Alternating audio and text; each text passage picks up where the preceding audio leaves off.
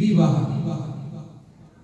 ये शब्द है हमारी सनातन संस्कृति का, हमारी संस्कृति का शब्द वेदी नहीं है या शादी नहीं है, हमारा शब्द है विवाह। माना भगवान विष्णु के लिए जिए जाने वाला जीवन, गृहस्थ जीवन, जिसको विवाह कहा गया है। भगवत गीता में भगवान श्री कृष्ण भी कहते हैं कि स्त्री और पुरुष यानी कि पति और पत्नी का जो एक संबंध है वो मेरा एक स्वरूप है, मेरी भक्ति का एक रूप है, बशर्ते कि वो धर्म के विरुद्ध ना हो, अधर्म का आचरण करते हुए ना हो। तो विवाह भगवान विष्णु के लिए जिए जाने वाला जीवन। पति और पत्नी का संबंध एक पावन पवित्र संबंध है, एक दूसरे के प्रति आत्मा समर्पण का संबंध है, एक और दूसरे के साथ इस भौतिक जीवन में भी और आध्यात्मिक जीवन में भी साथ चलने का संबंध है। कई लोग समझते हैं कि शायद विवाह के समय हम 7 फेरे लेते हैं, अब तो शायद वो भी थोड़ी सी गड़बड़ हो गई है। कई लोग कहते हैं 4 होते हैं फेरे, 7 होते हैं हमारी संस्कृति में, कई लोग तो 4 ही लेते हैं। अब 4 की क्या विधि है मुझे पता नहीं है, लेकिन मुझे तो 7 के फेरों का मालूम है कि 7 की विधि क्या है। हरे कृष्ण। तो कई लोग कहते हैं कि 7 फेरे माना पति और पत्नी के 7 जन्मों का संबंध। तो कई बार लोग ऐसा भी सोचते हैं, कई बार हम कहीं कथा करने जाते हैं, बार एक माता जी आई, वो कहने लगी कि प्रभु जी हमें कोई ऐसा व्रत बताइए कि हमने वैसे 7 फेरे लेकर तो एक दूसरे के साथ 7 जन्म रहने का वादा तो किया है, लेकिन मैं ये सच में चाहती हूँ कि ये 7 जन्म तक मेरा यही पति रहे। तो मैं भी थोड़ा विनोद में था, तो मैंने कह दिया क्यों फिर माता जी 8वें जन्म में पति चेंज करने का इरादा है। हरे कृष्ण। ये क्या बात है 7 जन्म का। विवाह के समय में बहुत सारे मंत्रों का उच्चारण किया जाता है, देवताओं की स्तुतियां होती हैं, वैदिक मंत्रों का उच्चारण होता है। और उसमें जब एक पिता यानी कि कन्या का पिता जब अपनी कन्या का कन्यादान संकल्प करता है और अपनी कन्या के लिए चुने गए वर को जब उसका हाथ समर्पण करता है, उसको कन्यादान कहते हैं, जिसको पाणिग्रह संस्कार भी कहते हैं।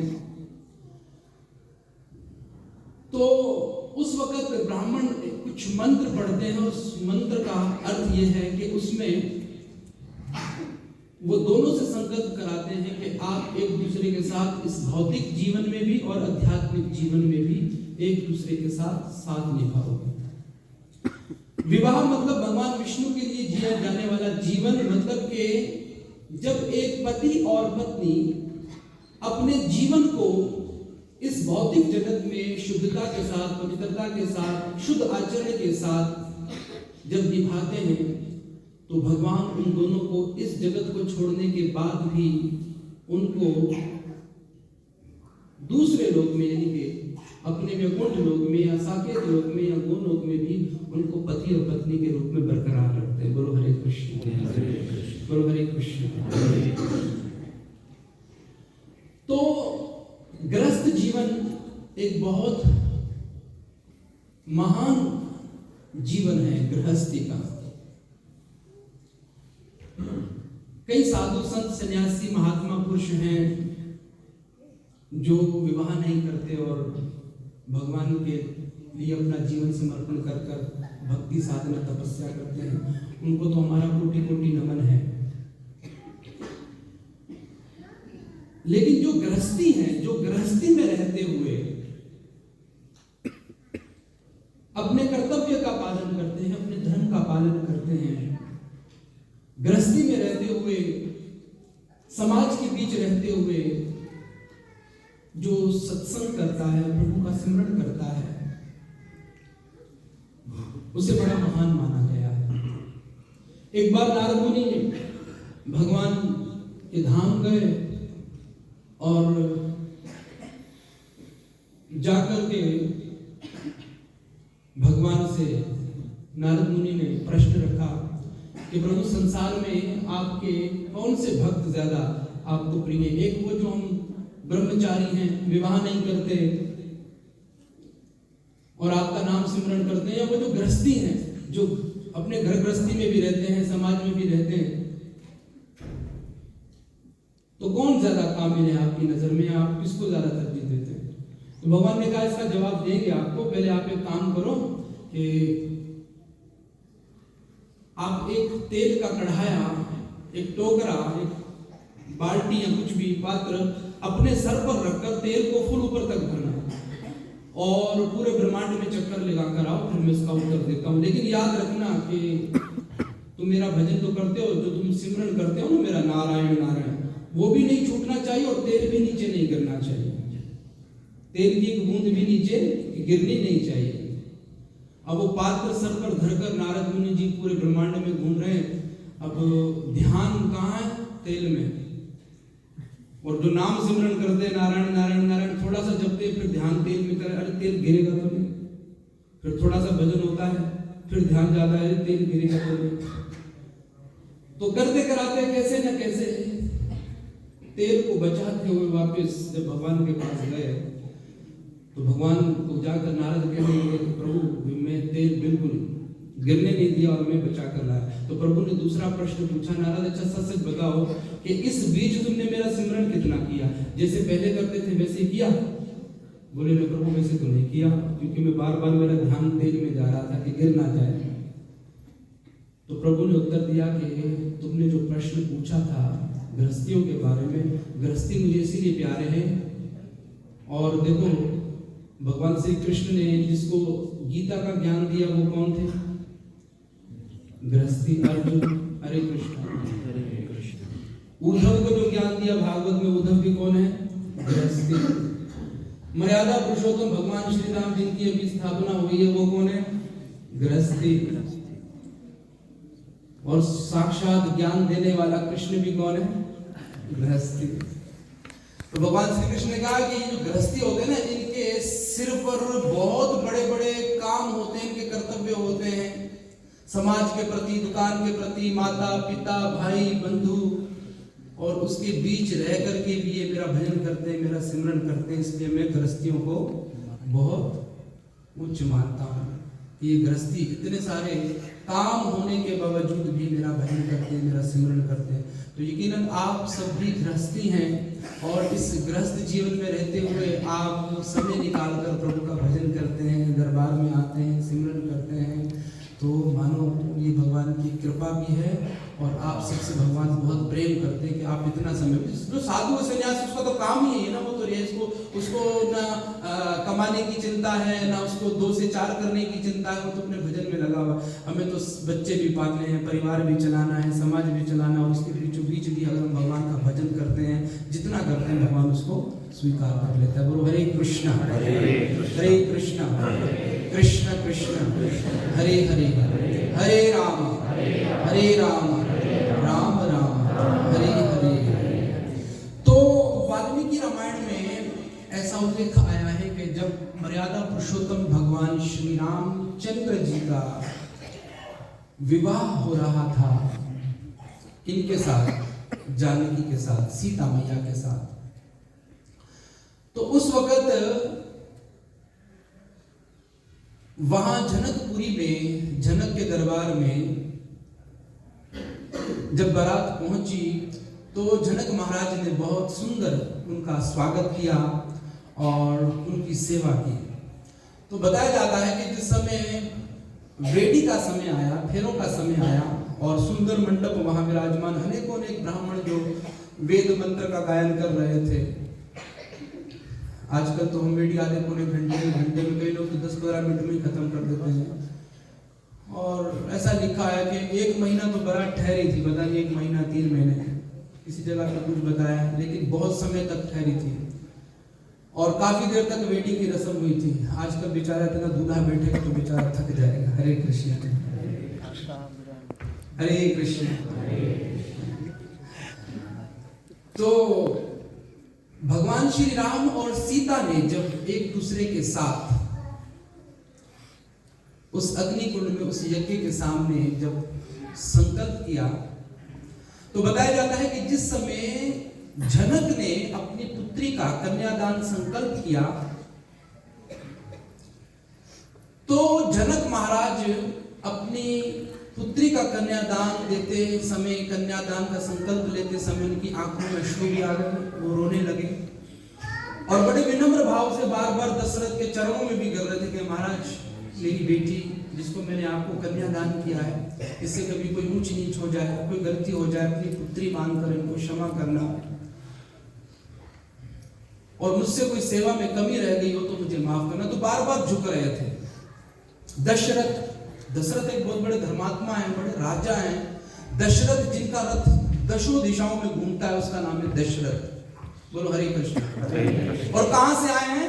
अवध से, अयोध्या से। अवध का मतलब जहां भूल से भी किसी की भावनाओं का वध नहीं होता, उसको कहते हैं अवध। बोलो हरे कृष्ण हरे कृष्ण। वध मतलब कत्ल, जहां कोई किसी का कत्ल का सोच भी नहीं सकता। हरे कृष्णा, वो है अवध। हरे कृष्णा। तो जनक बार बार गिर रहे थे, झुक रहे थे।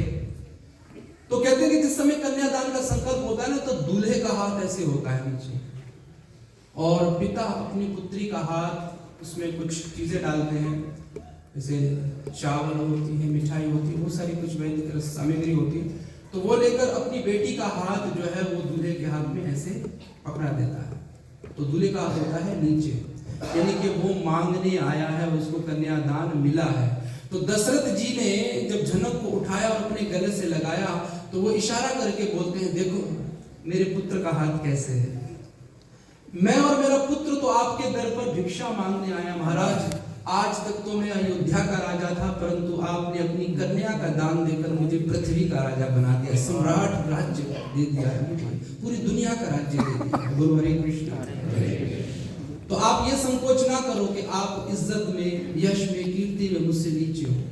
अक्सर क्या देखा जाता है कि जो हमें अपनी बेटी देता है ना, तो बेटी वालों से हमें ये अपेक्षा होती है कि हम जब भी जाएं हमारी सेवा करें, बस हमको आदर भाव दें, हमको सत्कार दें, क्योंकि हमने इनकी बेटी दी है। अरे तुम शुक्र करो कि उसने तुमको बेटी दी है। बोलो हरे कृष्णा। जिस बेटी को व्यक्ति पाल पोस कर बड़ा करता है, हकीकत समझो तो हम कहते हैं कि मनुष्य जो है ना, वो लड़का यानी कि इंसान, मर्द जो है, वो मेल जो है वो बड़े दिल वाला होता है। मैं बोलता हूँ सबसे छोटे दिल वाला होता है। दिल तो हमारी माताओं का, बहनों का, हमारी बच्चियों का बड़ा है।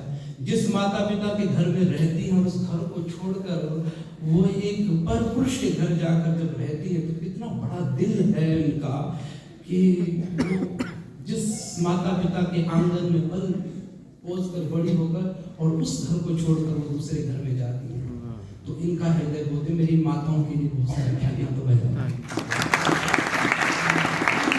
और दूसरी एक बात, जब हम अपनी किसी बहन बेटी की शादी करते हैं, सुबह कुमार आपके लिए ज्यादातर बता रहा हूँ, याद रखना, तो हम अपनी बेटी को सिखाते हैं, बेटा देख अब तेरी शादी हो रही है ना, तो अब तेरा पति ही तेरा परमेश्वर है। हरे कृष्ण। क्या सिखाते हैं? बेटी को सिखाते हैं, बेटी देख तेरा पति तेरा परमेश्वर हो। बताओ सच सच किसने दूल्हे को भी सिखाया कि बेटा जो तेरे घर आ रही है वो भी तेरी लक्ष्मी है? उसको नहीं सिखाते। केवल अपनी बेटी से उपेक्षा रखते हैं कि वो जाकर उसको परमेश्वर माने। क्यों? उसको भी तो सिखाना चाहिए कि भाई अगर वो तुझे परमेश्वर मान रही है, अपना सब कुछ मान रही है, तो तेरे घर में जो आ रही है वो भी तेरी लक्ष्मी है, उसका तुझे भी लक्ष्मी की तरह आदर सत्कार करना है। तो राजा दशरथ जनक जी को यही कह रहे हैं कि महाराज आपने अपनी कन्या का दान देकर के मुझे इस पूरे ब्रह्मांड का राजा बना दिया है। आज तक तो केवल मैं अयोध्या का राजा था, अब मैं सम्राट बन गया हूँ पूरी पृथ्वी का, क्योंकि मैं तो आपके दर पर भीख मांगने आया हूँ। तो यश और कीर्ति में आप मुझसे नीचे नहीं है, आप मेरे बराबर ही बैठे हैं और मेरे साथ बिल्कुल आपको कोई झुकने की आवश्यकता नहीं है। बोलो जय श्री राम। जय श्री राम। संस्कार हुआ और अब दूल्हा दुल्हन उठ खड़े हुए और अग्नि के साथ परिक्रमा करने को आरंभ हुए। कहते हैं विशेष मुनि ने भी बताया और संत साधु जनों से हमने पूछा, उनसे श्रवण किया, अग्नि क्यों जलाते हैं हम? अग्नि जलाने का कारण क्या होता है जो हम अग्नि जलाते हैं और उसके गिर्द जो है हम परिक्रमा करते हैं साथ? शास्त्र भी ऐसा कहते हैं और संत साधुओं से ऐसा श्रवण किया है कि जैसे ही एक वर और वधु, एक दूल्हा और दुल्हन जैसे ही अपना पहला पैर उठाते हैं उस अग्नि की परिक्रमा करने के लिए, तो कहते हैं उसी समय उनका एक नया जन्म शुरू हो जाता है। आज तक उनके जीवन में उनसे जाने अनजाने में जो भी पाप हुआ है, कोई अपराध हुआ है, जैसे कैसे भी, वह सब उस अग्नि कुंड में जलकर भस्म हो जाता है और उनका एक नया जीवन शुरू होता है। जैसे एक बालक संसार में जन्म लेता है तो वो निष्पाप होता है, ऐसे ही वो वर और वधु क्या करते हैं कि अपने समस्त कर्मों को उस अग्नि कुंड में जला देते हैं। जैसे ही वो पहला पग धरते हैं उस अग्नि की परिक्रमा करने के लिए, तो उनके समस्त पाप नाश हो जाते हैं। तो 2-4 दिन और कर लो, जब पहला फरमान शुरू करोगे तो समाप्त हो जाएंगे। हरे कृष्णा। विनोद में बोल रहा हूं, हरे कृष्णा बोलो, हरे कृष्णा। और दूसरा कारण क्या होता है? पहला कारण यह है अग्नि जलाने का कि उसमें वर और वधु के जितने जाने अनजाने में किए अपराध हैं, जन्म से लेकर तब तक के, जब तक के वो दूसरे के पति और पत्नी बन रहे हैं, सबकी शुद्धिकरण हो गई, पवित्र हो गए, शुद्ध हो गए। और दूसरा महत्वपूर्ण, अग्नि साक्षी है उस संबंध की। और बताया जाता है कि जिन वचनों को लेकर एक दूसरे का हाथ थामकर जो वचन लिए जाते हैं, जिस मकसद से फेरे लिए जाते हैं, अगर उस पर वो वर और वधु पूरा नहीं उतरते तो उसी अग्नि में जब वो नर्क में जलेगी तो उनको नर्क भी भोगना पड़ेगा और उसी अग्नि को ताप सहने के लिए उनको नर्क जाना पड़ेगा, यदि अगर वो उन वचनों का पालन नहीं करते। बोलो जय श्री राम। अब वो वचन क्या है? जिस समय मर्यादा पुरुषोत्तम भगवान श्री राम और सीता जी ने अग्नि के साथ फेरे दिए, तब विशेष मुनि ने पहले सर्वप्रथम जो पहले 4 फेरे होते हैं वो होते हैं वर के। वर अपनी अर्धांगिनी यानी अपनी वधु का हाथ पकड़कर अग्नि के 4 फेरे लेते हैं। वो 4 फेरे क्या हैं? वो 4 फेरे उनके जीवन के 4 पिलर हैं। जैसे बिल्डिंग है, इस बिल्डिंग के 4 पिलर अगर मजबूत होते हैं तो पूरी बिल्डिंग मजबूत होती है। मेन जो मुख्य जो पिलर है, जो बुनियाद है उसकी, वो मजबूत होनी चाहिए। ऐसे ही गृहस्थ जीवन के ये 4 पिलर हैं और इन पिलरों की मजबूत होना बहुत जरूरी है। और वो 4 पिलर कौन से हैं? वो 4 पिलर पूरी हमारी सनातन संस्कृति भी उसके आधार पर है। वो 4 पिलर हैं धर्म, अर्थ, कर्म और मोक्ष। तो पहला जो 4 फेरे वधु अपनी वर जो अपनी वधु के साथ लेता है वो है धर्म, अर्थ, कर्म और मोक्ष। यानी कि पति पत्नी बनने के बाद उनको ऐसा नहीं कि जैसे चाहा मन चाहा जीवन जिया, नहीं। उन्होंने पहला फेरा लिया है धर्म का आचरण। वो एक दूसरे के साथ पति और पत्नी का संबंध धर्म अनुसार बिताएंगे, धर्म की मर्यादा उसके अनुसार बिताएंगे। दूसरा फेरा होता है अर्थ। अर्थ के 2 मकसद निकलते हैं। अर्थ का एक मतलब है कि वो घर गृहस्थी में आए हैं तो उनके ऊपर कुछ जिम्मेदारियां बढ़ गई हैं। उनकी जिम्मेदारी सर्वप्रथम अर्थ मतलब उनको दान पुण्य करना, और दूसरा अपने पूर्वजों का, जो उनके पूर्वज हैं घर के, जिस कुल के खानदान के, उन पूर्वजों ने जो घर की मान मर्यादाएं बनाई हैं कि बहू को घर में किस किस तरीके से रहना है, क्या क्या करना है, कैसे छोटे बड़ों का आदर सत्कार करना है, तो दोनों पति और पत्नी को मिलकर अपने पूर्वजों का आदर सत्कार करते हुए उस अर्थ को पूरा करना है। तो पहला फेरा धर्म का, दूसरा अर्थ, तीसरा कर्म। हम अपने शरीर से जो भी कर्म करेंगे उसको कर्म कहते हैं, जो भी काम करते हैं। तो विवाह के संबंध में जो तीसरा फेरा होता है वो कर्म का, यानी कि उनके जीवन में अब जो भी कर्म होंगे, क्योंकि पिछले कर्म तो सारे क्या हो गए, शून्य हो गए, खत्म हो गए, फिनिश कर दिए। हरे कृष्णा। तो अब उनको जो कर्म करने हैं वो धर्म का आचरण करते हुए और अर्थ का आचरण करते हुए, और जब उनका धर्म, अर्थ और कर्म पूरा होगा तो चौथा फेरा उनका पूरा होता है, भगवान उनको मोक्ष भी प्रदान करेगा। बोलो हरे कृष्ण। तो पति और पत्नी का ये कर्तव्य होता है कि वो दूसरे के साथ, एक दूसरे का हाथ पकड़, एक दूसरे को आत्मा समर्पण करते हुए, एक दूसरे के विचार को जानते हुए, और जो जो वचन वो ले रहे हैं वो उस पर अच्छी तरीके से अमल करें और अपने अमल में, अपने कर्तव्य, अपने कर्म में उसको शामिल करें। यदि उसमें वो सफल हो जाते हैं तो मोक्ष की प्राप्ति उनको अवश्य होगी, और वो इस धरातल पर, इस धरती पर भी पति और पत्नी के संबंध में रहेंगे, और जब इस संसार से शरीर छोड़ेंगे, जब किसी भी लोक में वो जाएंगे, तो तब भी वहां वो पति और पत्नी के संबंध में हमेशा कायम रहेंगे। बोलो हरे कृष्ण। ये 4 फेरे लेने के बाद 3 फेरे आकर अपने पति का हाथ थामे हुए वधू लेती है। तो वधू आगे आती है, पहले 4 फेरों में वर आगे होता है, दूल्हा आगे होता है, और फिर बाकी के 3 फेरों में वधू यानी कि दुल्हन आगे आती है, और आगे आकर फिर वो 3 फेरे लेती है। इसको कहते हैं वाचा कर्मणा मनसा। वाचा यानी कि वो वधू अपने वर को, अपने पति को ये वचन देती है कि महाराज, मेरे स्वामी, मेरे प्रीतम, जो भी कहो, मेरे पति देव, आप तो कहते हैं हस्बैंड, हरे कृष्ण, कि आपने मुझसे जो भी वचन लिए, धर्म, अर्थ, कर्म और मोक्ष के मैं वचन देती हूँ कि आपके साथ हुए वचनों का मैं पालन करूंगी। वो वचन दे रही है 5वें फेरे में। छठा वाचा कर्मणा, वो कह रही सिर्फ वचन नहीं दे रही हूं, मैं कर्म से भी आपके साथ हूं। बोलो हरे कृष्णा। कर्म से भी आपके साथ हूं। और 7वां फेरा, और उस वधू का जो तीसरा होता है मनसा, ये मेरे स्वामी, ये मेरे प्रीतम, मैं जो आपको वचन दे रही हूं और जो कर्म कर रही हूं वो मैं केवल आपको आरजी नहीं बोल रही, बल्कि मैं उसको मन से तस्लीम करती हूँ। इस संबंध को मैं स्वीकार करती हूँ, इस संबंध को मैं आपके साथ मन से निभाऊंगी। बोलो हरे कृष्णा। तो इस प्रकार 7 फेरे होते हैं, 7 परिक्रमा होती है अग्नि की, और इसके बाद भगवान श्री रामचंद्र जी उस विवाह के मंडप में अपने गुरु को कहते हैं, महाराज मैंने 7 फेरे लेकर सीता को अपनी पत्नी बनाया है, परंतु मैं उनको अपनी अर्धांगिनी यानी कि अपने शरीर का आधा अंग बनाकर अपने घर तब लेकर जाऊंगा जब ये मेरे 7 वचनों का पालन करेगी। बोलो हरे कृष्णा। हरे कृष्णा। तो वो 7 वचन क्या है वो भी श्रवण कीजिए। पहला वचन एक पति का अपनी पत्नी के लिए होता है कि मैंने तुम्हारे साथ 7 फेरे लिए, हम धर्म, अर्थ, कर्म और मोक्ष का पालन करेंगे, और तुम मेरी सहयोगी हो, तुम मेरा इसमें साथ दोगी, और तुमने मुझे कहा है कि मैं वचन देती हूँ कर्म से भी और मन से मैं तुम्हारे साथ हूँ, तो इसलिए मैं तुम्हें अपनी अर्धांगिनी बना रहा हूँ। तो इस अर्धांगिनी बनकर तुम क्या करोगी?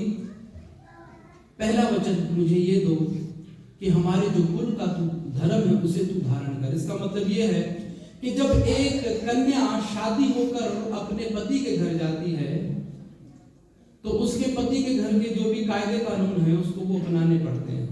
वहां जाकर उसको ये नहीं कहना पड़ता कि मैं पापा के घर इतने बजे सोती हूँ, इतने बजे उठती हूँ, मैं ये वहाँ पराठा खाती हूँ, यहाँ मैं पिज़्ज़ा खाती हूँ। अब उसके पति के घर में उसको जो कुछ मिलेगा और जो कुछ उनका रहन सहन है उसको वही फॉलो करना है। बोलो हरे कृष्णा। ये वैसे सब बातें तो उस वक्त जब वेडी होती है ना तो ये ब्राह्मणों के बताने की होती है, लेकिन ब्राह्मणों को लोग इतना समय कहाँ देते। हरे कृष्णा। तो शादी का सत्संग है, इसलिए मैंने ऐसी ही बातें आज के सत्संग में बताना मुनासिब समझा कि हम सब उस पर थोड़ा गौर करें। हरे कृष्णा। बोलो हरे कृष्णा। और दूसरा वचन लेता है कि अब तुम मेरे घर चल रही हो तो मेरे माता पिता को तुमने अपना माता पिता समझकर, ये नहीं समझना कि सास और ससुर है। जैसे तुम्हारे घर में कई छोटी बड़ी बात पर, किसी ना किसी बात पर, किसी गलती पर, जैसे तुमको तुम्हारी मम्मी डांट देती होगी, आज से मेरी माँ ही तुम्हारी माँ है, और यदि कभी मेरी माँ तुम्हें किसी बात पर डांट दे तो इस कान से सुनकर इस कान से निकाल देना और समझ लेना कि जैसे तुम्हें तुम्हारी माता डांट दिया करती थी, अब तुम मेरे भी माता पिता की डांट को या उनके स्नेह को स्वीकार करना और हमेशा उनका आदर सत्कार करना। बोलो हरे कृष्णा। तीसरा वचन लेते हैं कि कभी भी मेरी अवज्ञा नहीं करना, कि मैं कोई तुम्हें आज्ञा दूं और उस आज्ञा का पालन तुम ना करो, तो तुम वादा करो कि मैं तुम्हें जो कहूंगा, जहां ले चलूं, जैसे कहूं, मेरी उस आज्ञा का पालन करना। और चौथा, ये एक स्त्री की सबसे बड़ी जिम्मेदारी होती है, उस कन्या की। चौथा वो कहता है कि मेरे परिवार में चलकर तुम मेरे परिवार की कीर्ति, यश को बढ़ाना। और बताया जाता है कि कोई भी स्त्री जब शादी होकर अपने ससुराल जाती है तो ये उसकी सबसे बड़ी जिम्मेदारी होती है। यदि इसमें पास तो फिर पूरा जीवन पास, और इसमें फेल तो फिर सब में फेल। बोलो हरे कृष्ण। क्योंकि जिस परिवार में वो शादी होकर जा रही है, उस परिवार में जाकर उसको अपना भी नाम बनाना है, अपने पिता का नाम भी बनाना है। जब उसका उसके पिता का नाम बनेगा तो उसके पूरे खानदान की जय जयकार होगी। बोलो हरे कृष्ण। और यदि इसने कुछ गड़बड़ की तो बेटा उसको तो गालियां पड़ेगी मुफ्त में। माता पिता को भी लोग बुरा कहते हैं, पता नहीं किसकी बच्ची है, सिखाकर नहीं भेजा, संस्कार नहीं देकर भेजा। अच्छा भला हमारा घर था, स्वर्ग जैसा घर था, आकर हमारे घर को नर्क बना दिया। तो ऐसा कई घरों में देखा गया है। तो ये एक स्त्री की जो विवाह होकर जब अपने वो ससुराल जाती है तो उसका सबसे बड़ा धर्म होता है कि उस परिवार में जाकर ऐसा आचरण रखे, ऐसे कर्म करे कि जिससे उसकी भी कीर्ति बढ़े और उसके ससुराल वाले कहने के लिए विवश हो जाए, अरे वाह भाई, कैसे संस्कारी माता पिता की बच्ची है जिसने हमारे घर की कीर्ति को और चार चांद लगा दिए। तो ये ना कहें कि इसने अच्छे भले घर को नर्क बना दिया। तो यदि इसमें कोई वधू यानी कि दुल्हन या कन्या इसमें सफल हो जाती है, उसका पूरा जीवन सफल हो जाता है। हरे कृष्ण। तो ये जो जितनी बातें बता रहा हूँ, ये सारी बातें भगवान श्री राम और सीता जी के जीवन में आप देखे ना, है कि नहीं है? मर्यादा पुरुषोत्तम भगवान श्री राम के वो कितने सुंदर गृहस्थी थे। तो पहले ये 7 पूरे कृष्ण। तो 5वां वो अपने पति से ये वचन लेता है अपनी पत्नी से कि मेरे घर में मेरे जितने अन्य रिलेटिव हैं, रिश्तेदार हैं, तो तुमने उनका आदर सत्कार करना है, और मेरे जितने पूर्वज हैं, जितने बड़े हैं, आपने उनके साथ भी आदर और सत्कार से रहना है, और धर्म अनुसार मेरी जो भी इच्छाएं हैं उस इच्छा को तुमने पूरा करना है। तो ये 7 वचन जो है एक दूल्हा अपनी दुल्हन से लेता है। बोलो हरे कृष्णा। तो और भी बहुत सारे वैदिक मंत्रों का उच्चारण किया जाता है, देवताओं की स्तुतियां गाई जाती हैं। तो इस प्रकार से जो है ये एक विवाह का संस्कार है जो हमारी सनातन संस्कृति में, हमारे सनातन संस्कृति के 16 संस्कार हैं, और गर्भधान संस्कार से शुरू होकर अंत्येष्टि, तो अंतिम संस्कार है अंत्येष्टि संस्कार, वहां तक तो 15वां संस्कार है विवाह का, ये जो शादी का संस्कार होता है। और इस 15वें संस्कार में भी बहुत सारी छोटी छोटी रस्में की जाती है। वो हर कम्युनिटी की अपने अपने हिसाब से, कोई कैसे करता है, कोई कैसे करता है, लेकिन ये संस्कार 15वां संस्कार है। तो ये पावन संस्कार है, एक शुद्ध संस्कार है। यदि इस रिश्ते को हम सिंसियर होकर और धर्म के अनुसार इस संबंध को हम जीते हैं, तो भगवान की कृपा से हमें शादी के बाद अच्छे संस्कार वाली संतान की भी प्राप्ति होती है। और जब ऐसी संतानें उत्पन्न होती है तो उससे हमारे पूर्वजों का, हमारे खानदान का नाम रोशन होता है, और समाज में इज्जत बढ़ती है। और बताया जाता है कि कोई भी व्यक्ति ऐसा नहीं है कि शादी के बाद जब उसके घर कोई संतान हो जाए तो वो माता पिता बन जाते हैं। नहीं, रामायण में ऐसा बताया गया है कि कोई भी केवल शादी के बाद सिर्फ संतान पैदा कर लेने से माँ बाप नहीं बनता, बल्कि वो माँ बाप तब बनता है जब वो संस्कारी संतान को पैदा करता है। तो जो दूल्हा और दुल्हन है, यानी कि जो माता पिता, वो खुद संस्कारी होंगे, उनके भीतर सत्संग होगा, सिमरन होगा, प्रभु के प्रति प्रेम प्रीत होगा, तो निश्चय ही उनके यहाँ जन्म लेने वाली संतान भी क्या संतान। हरे कृष्णा। देखिए पहले के समय में विवाह के उपरांत जब किसी के कोई बेटा बेटी होते थे तो उसको कहते थे संतान हुई है। अपने मित्रों को, अपने संबंधियों को भी जब वो फोन करके या कोई इतला करते थे तो बोलते हमारे घर संतान हुई है। आजकल क्या इतला आती है, क्या रिपोर्ट आती है, क्या फोन आता है, क्या मैसेज आता है, हमारे घर लड़का हुआ है। क्या हुआ है? लड़का, जो लड़के आया है, लड़का हुआ है। क्या हुआ? लड़की हुई है, वो लड़की आई है। इसे तो देखते हैं कि आजकल लड़का और लड़कियां फिर आपस में भी लड़ते रहते हैं। हरे कृष्णा। तो संतान उत्पन्न होनी चाहिए, और संतान में पहला शब्द क्या है? संत, यानी कि जिसको संस्कार मिले। तो संस्कार होंगे तो ही हमारे जीवन में संतान होगी, और संस्कार नहीं होंगे तो फिर सारे लड़के ही आएंगे। बोलो हरे कृष्ण, हरे कृष्ण, कृष्ण कृष्ण हरे हरे, हरे राम, राम राम हरे।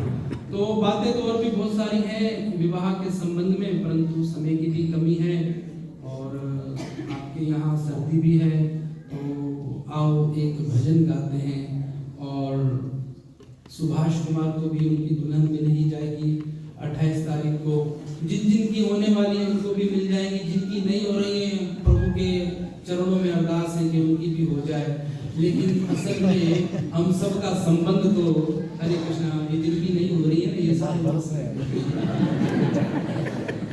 हरे कृष्णा, हो जाएगी, चिंता मत करो। जैसे हमने क्या कर लिया, तुम कर लोगे शादी। वैसे मैंने थोड़ा सा शार्ट किया है।